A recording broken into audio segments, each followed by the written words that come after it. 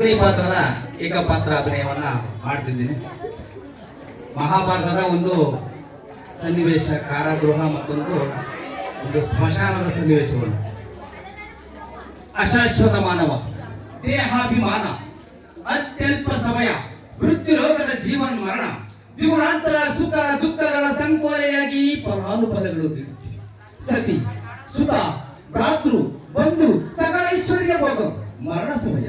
ಇದೇ ರುದ್ರಭೂಮಿ, ಗತಿ ಜೀವಿಗಳ ಸ್ವತಂತ್ರ ಭೂಮಿ, ಮೃತ್ಯುವಿಗೆ ತುತ್ತಾದ ನರ ಕಡೆ ಬರಗಳನ್ನು ಊತಿಟ್ಟ ಪ್ರೇತ್ರ ಭೂಮಿ, ನಮ್ಮ ಸದಯರ ಶತ ದೇಹಗಳನ್ನು ಊತಿಟ್ಟ ಪವಿತ್ರ ಭೂಮಿ.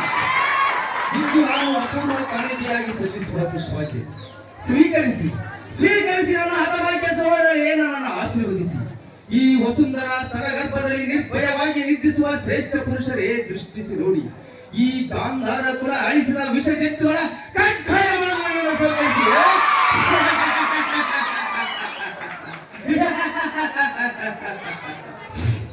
ನಿಮ್ಮಗಳ ಮೃಗ ಬೇಟೆಯಾಡಿದ ಕುರುಕುಲ ರುಂಡ ಮಾಲೆಗಳನ್ನ ಧರಿಸಿ ಕುರುಕುಲ ರುಂಡ ಮುಂಡಗಳನ್ನ ಹೂವು ಚೆಲ್ಲಿದಂತೆ ಎರಚಿ ಬಿಡುತ್ತೇನೆ. ದುರ್ಯೋಧನ, ಅಸ್ತ್ರಾವೃತಿಯ ಸಾಮ್ರಾಜ್ಯ ಲಕ್ಷ್ಮಿಯ ಕಣ್ಣಲ್ಲಿ ರಕ್ತ ಸುರಿಸುವಂತೆ ಮಾಡಿ ಚಿತಾಗ್ನೆಯ ಭಸ್ಮರಾಶಿ ಗಂಗೆಯಲ್ಲಿ ಕಳಿಸಿ ನಿಮಗಳಿಗೆ ತರ್ಪಣ ಬಿಟ್ಟಿಲ್ಲ. ನಾನು ಗಂಧರ ಕುಲೋದ್ಭವ ಶಕುನಿಯಲ್ಲ.